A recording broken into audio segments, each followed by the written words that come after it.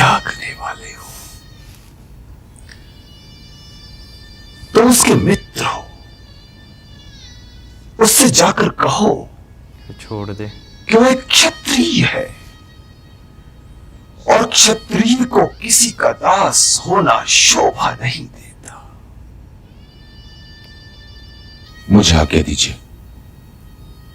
प्रणाम पितामह।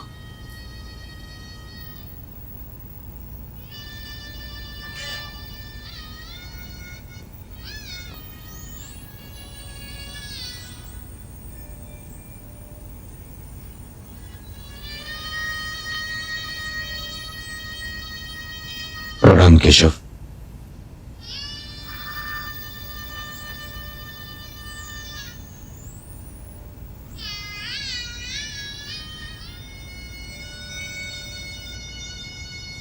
ये सूत पुत्र यहां क्यों आया था केशव?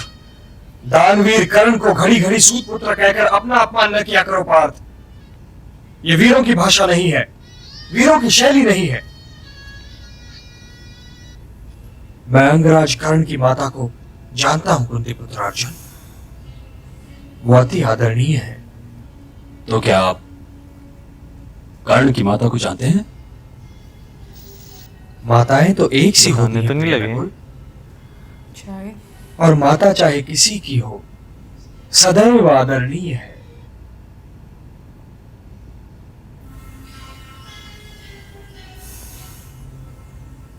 वासुदेव का प्रणाम स्वीकार कीजिए गंगापुत्र।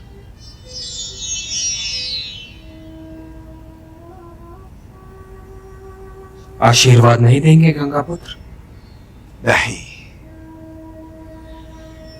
तुम्हारे दर्शन का प्रसाद पाकर मैं धन्य हो गया। हे यशोदा नंदन, गोकुल के घरों से चुराए गए माखन से एक उंगली माखन मुझे चटा दो कि मेरा जीवन सफल हो जाए। हे महापुरुष, सफलता और असफलता तो केवल दो शब्द हैं, और आज आपसे अधिक ये सच्चाई कौन जानता है कि अपने आप में इन शब्दों का कोई अर्थ नहीं है। विजय, पराजय, सफलता, असफलता, ये तो परिणामों के अलग अलग नाम है गंगापुत्र, और परिणाम तो कभी आपके हाथ में नहीं था। क्या आपने भीष्म प्रतिज्ञा करते समय आप उसका परिणाम जानते थे? यदि जानते होते तो निस्संदेह आप वो प्रतिज्ञा कभी नहीं करते। फिर यदि ऋषि किंदम का शाप आड़े ना आ गया होता तो महाराज पांडु ही राज कर रहे होते, और महाराज धृतराष्ट्र को सिंहासन पर बैठने और मुकुट पहनने का चस्का ही न पड़ा होता, और उनका पुत्र दुर्योधन उनकी महत्वाकांक्षा के नरक में न पला बड़ा होता। और यदि ये सब कुछ न हुआ होता पितामह, तो आज युद्ध भी नहीं होता, तो आप वाणों की इस शैया पर न होते। ये आपकी प्रतिज्ञा की कर्म भूमि है गंगापुत्र, और आपकी वो प्रतिज्ञा आज इसलिए यहाँ लहूलुहान पड़ी है कि आप उसका परिणाम नहीं जानते थे। इसलिए जो कुछ हुआ, या जो कुछ हो रहा है, या जो कुछ होने वाला है, उसके लिए आप अपने को उत्तरदायी न समझिए। आपके मोक्ष पर आपका अधिकार सिद्ध है पितामह।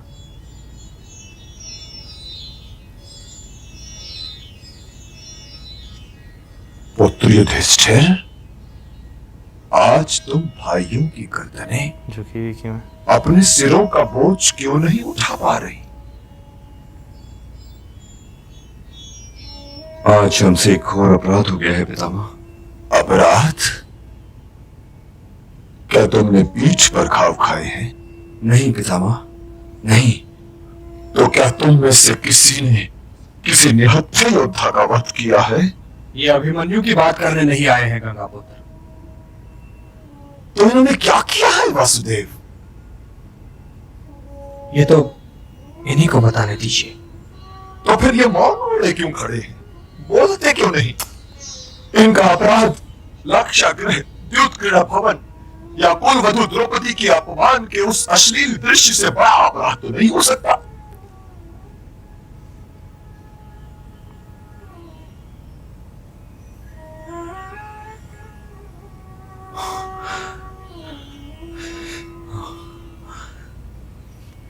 गुरु और द्रोणाचार्य का वध मेरे एक झूठ ने किया है पितामह, एक झूठ ने। झूठ? धर्मराज युधिष्ठिर, तुम झूठ बोले?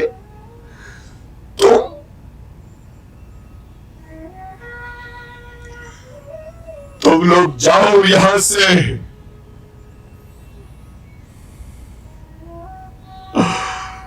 यदि ये मेरे वश में होता तो मैं इस क्षण को अपने जीवन काल से निकाल देता, इस पल को जिसने मुझे ये सुनवाया है कि मेरा प्रिय युधिष्ठिर झूठ बोला। माता सत्यवती, माता सत्यवती, यदि आप एक एक करके सारे अप्रिय क्षणों को अपने जीवन काल से निकालते रहेंगे गंगापुत्र, तो आपके पास तो कोई जीवन काल ही नहीं बचेगा। आचार्य द्रोण को ये पांचों भाई मिलकर भी पराजित नहीं कर सकते थे, तो ये क्या करते? क्या ये धर्म युद्ध हार जाते? ये दुर्योधन इतिहासकारों से ये लिखवा लेता कि भरत वंश की कुलवधू द्रौपदी वेश्या थी, कि लाक्षागृह का षड्यंत्र रचा ही नहीं गया था, कि इस धर्म युद्ध में वो धर्म के पक्ष में था। आचार्य द्रोण ने महाराज धृतराष्ट्र के नमक को प्रधान माना और धर्म की ओर ध्यान नहीं दिया। परंतु ये सब अकेले नहीं थे यशोदानंदन, तुम इनके साथ थे। हे चक्रधर, तुम्हारे सामने भला कोई भीष्म या कोई द्रोण कितने पल टिक सकता था? किंतु मैं तो वचनबद्ध हूं गंगापुत्र कि इस युद्ध में शस्त्र नहीं उठाऊंगा। तो क्या तुम मुझ पर नहीं दौड़ पड़े थे? वो तो आपकी वीरता को मेरा प्रणाम था गंगापुत्र भीष्म, मेरा प्रणाम था।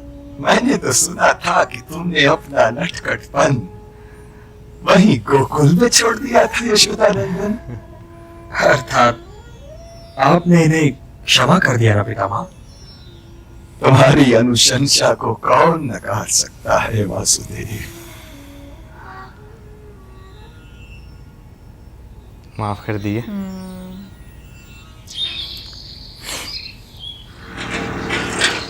खाली समय खाली रहते थे। हाँ, उनके पास आए होंगे, मामा के पास। हाँ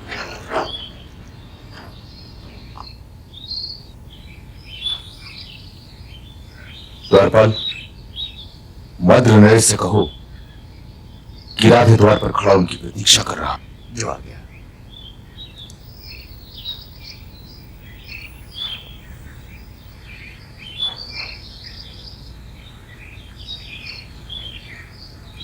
विलंब के लिए क्षमा चाहता हूं प्रधान सेनापति। मुझे लज्जित न कीजिए मद्र नरेश, मैं ही इस उत्तेजना में समय से पहले आ गया था कि आज आप मेरे सारथी बनकर मुझे सम्मानित करने वाले हैं। उधर से वासुदेव और इधर से आप। अकेला सारथी क्या करेगा अंगराज? मैं तो केवल तुम्हें अर्जुन के अचूक वाणों से बचाने का प्रयत्न ही कर सकता हूं। अकेला सारथी कर ही क्या सकता है? उधर से अर्जुन के अचूक वाण आएंगे। हाँ मैं जानता हूं महाराज, किंतु आप भी ये जान लीजिए कि इधर से राधे के भी अचूक वाण जाएंगे। मैं ये सब जानता हूं अंगराज, जानता हूं, किंतु तुम स्वयं भी तो विराट के युद्ध में अर्जुन के अचूक वाणों की नोक देख ही चुके हो। अकेले अर्जुन के सामने तो पूरी की पूरी कौरव सेना नहीं टिक पाई थी, और वो सेना जिसमें कैसे कैसे महान योद्धा थे, गंगापुत्र भीष्म, आचार्य द्रोण, कृपाचार्य, अश्वत्थामा, तुम और दुर्योधन। और फिर ये भी सोचो, वो लड़ाई तो वो केवल विराट राज के लिए लड़ रहा था, किंतु ये युद्ध तो उसका अपना युद्ध है।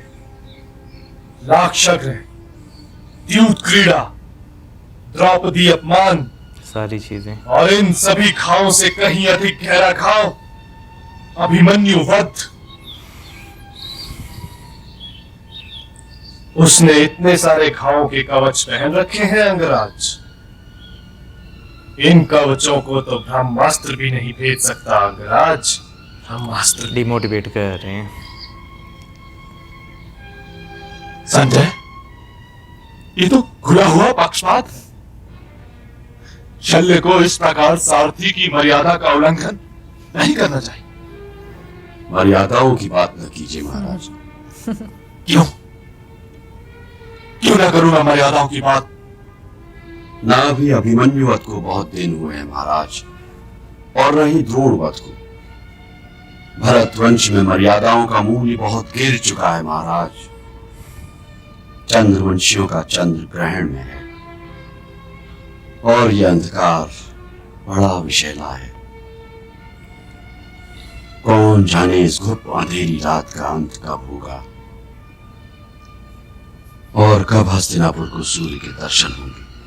हाँ भाई, हस्तिनापुर के ऊपर जो है ना बहुत संकट वाली जो है ना वो घड़ी जो वो चल रही है, क्योंकि एक एक करके सारे महायोद्धा जो हैं, और वो भी महायोद्धा इस तरह के जो कि एक टाइम पे बहुत ज़्यादा डीपली कनेक्टेड रहे हैं एक दूसरे से। जैसे अर्जुन की बात करें, जैसे वध होता है उनका, वीर गति को प्राप्त होते हैं आचार्य द्रोण, तो जिस तरह वो उतरते हैं अपने रथ में से, वो वाकई एक जो है ना प्यार जो है वो उनका दिखाता है उनके साथ कि ठीक है 100 खिलाफा सही, लेकिन मेरी मोहब्बत जो है ना वो सबसे आगे है।